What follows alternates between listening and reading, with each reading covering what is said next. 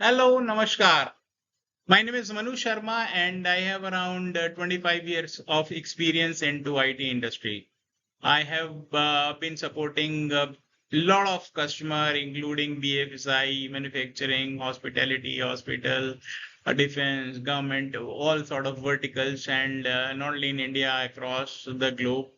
And this topic, Zero Trust Network Access, I thought of sharing with you because this is one of the topic which is nowadays everybody is talking about. Almost all organizations are talking about it. तो मैंने सोचा कि क्यों ना इसके ऊपर एक series बनाई जाए और in this series I'm going to explain you what is zero trust security principles, or what is it architecture, what are the use cases which are there in the industry, and then I will also touch upon OEMs कि कौन कौन से OEMs हैं जो इस zero trust network पर काम कर रहे हैं और who are adopting this. Almost all organizations are planning to adopt it, or some of them already adopted it, because this term has been coined in 2009 by Forbes, and since then it is evolving, or इसका evolution भी I will be sharing with you. Gradually we will learn how this all zero trust network and its components are changing the way we are looking at security industry. तो सबसे पहले मोटा मोटा मैं आपको बताना चाहूंगा ये ZTNA है क्या। ZTNA का मतलब है मैं भूलता नहीं, मैं जांचता हूँ। बेसिकली ये इसका मतलब बड़े नॉर्मल शब्दों में बताया मैंने। इसको सुनते ही लगता होगा कि जीरो ट्रस्ट क्या है, कोई स्पाई मूवी का नाम है, क्या है ये, साइबर सिक्योरिटी का माइंडसेट है, क्या है क्या ये। तो ये एक सिक्योरिटी का एक पार्ट है, ओवरऑल सिक्योरिटी का एक पार्ट है, जिसके अंदर ये माना जाता है कि you are not going to trust anyone who is accessing your system. So जो भी आपके सिस्टम को एक्सेस कर रहा है उसको प्रूव करना पड़ेगा कि, और हर बार प्रूव करना पड़ेगा, कॉन्टिन्यूसली प्रूव करना पड़ेगा कि वो वही है जो वो बता रहा है कि वो है। समझते हैं इसको, पर उससे पहले एक मोटा मोटा मैं आपको डेटा बताता हूँ मार्केट साइज का। तो ZTNA की मार्केट जो है समवेयर अराउंड अभी 2025 तक कहते हैं कि 7.5, समवेयर अराउंड 7.34 बिलियन, मैं एग्जैक्ट टू बी एग्जैक्ट हूँ, तो पहुंच रही है। ये गार्टनर की रिपोर्ट है। दूसरी रिपोर्ट एक और है जो रिसर्च की एक और ऑर्गेनाइजेशन है, उसने पब्लिश की है कि ये 2025 तक ये एक समवेयर अराउंड 48 बिलियन हो जाएगी, और 2030 तक तो ये 139 बिलियन 139 बिलियन हो जाएगी, which is 23% year on year का ग्रोथ अगर लें तो बहुत बड़ा ग्रोथ जंप लेने वाली है। तो ये आंकड़े ये नहीं बताते कि ये क्या है, ये एक रिवोल्यूशन है। ये बताते हैं कि आने वाले टाइम में ऑर्गेनाइजेशन ZTNA को बहुत ओपन माइंड से अडॉप्ट कर रही हैं, और साथ में साइबर सिक्योरिटी जो एक चैलेंज बना हुआ है हर एक के लिए, उसमें ZTNA का एक बहुत बड़ा रोल होने वाला है।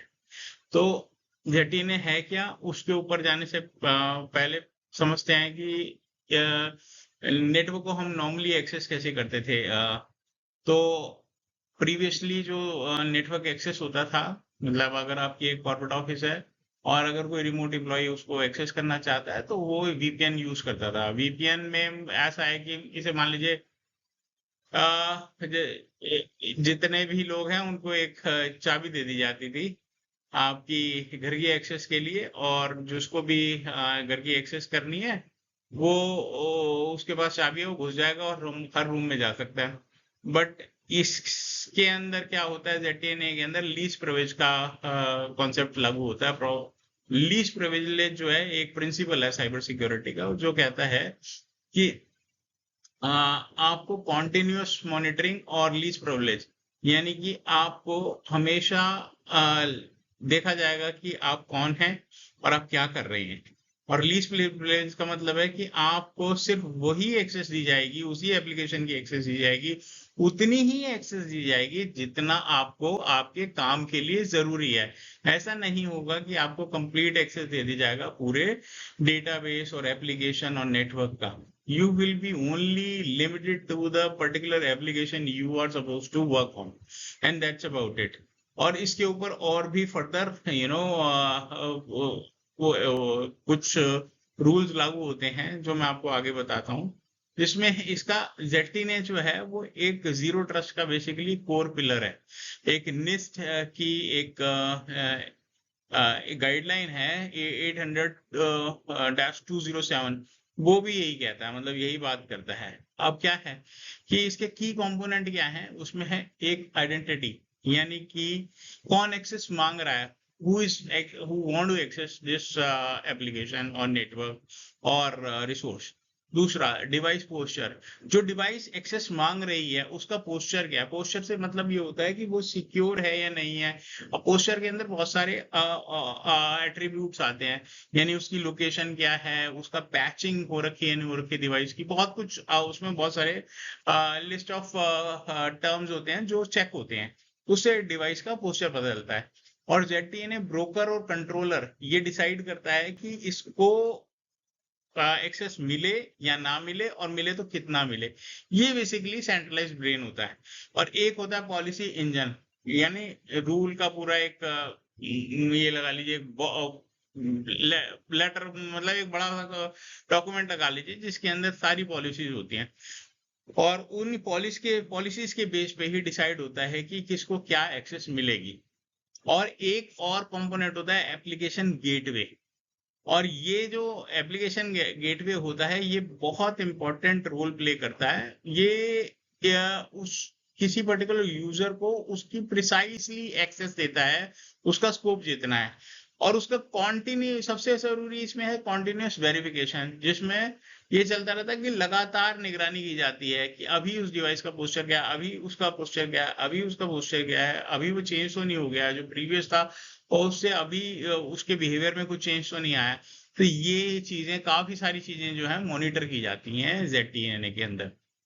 अब ZTNA का ये जो है अडॉप्शन में आप बताऊं तो लगभग 60% ऑर्गेनाइजेशन जो है वर्ल्ड वाइड ZTNA को अडॉप्ट कर चुकी हैं। और अब VPN से लोग हट रहे हैं, मतलब अब ZTNA पे ज्यादा जा रहे हैं, क्योंकि VPN आपको एक टनल देता है, एक सिक्योर टनल दे देता है, बट वो टनल जो होता है बहुत ब्रॉड होता है, इसमें माइक्रो सेगमेंटेशन नहीं होता एप्लीकेशन का।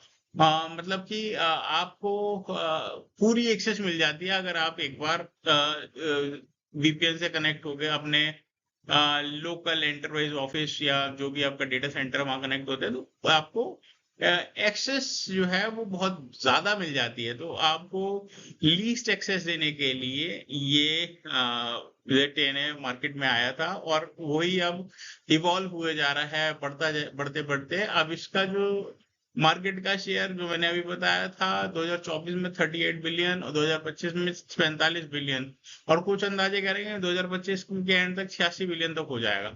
यानी बहुत तेजी से बढ़ रहा है। ये नंबर नहीं, सिग्नल है कि ग्लोबल ऑर्गेनाइजेशन जो है ये पूरी तरह से इसको अडॉप्ट करना चाहती है ZTNA को। तो अभी इस स्लाइड में हमने यही जाना है कि ये है क्या, मतलब ZTNA करता क्या है क्या नहीं है, कैसे काम करता है।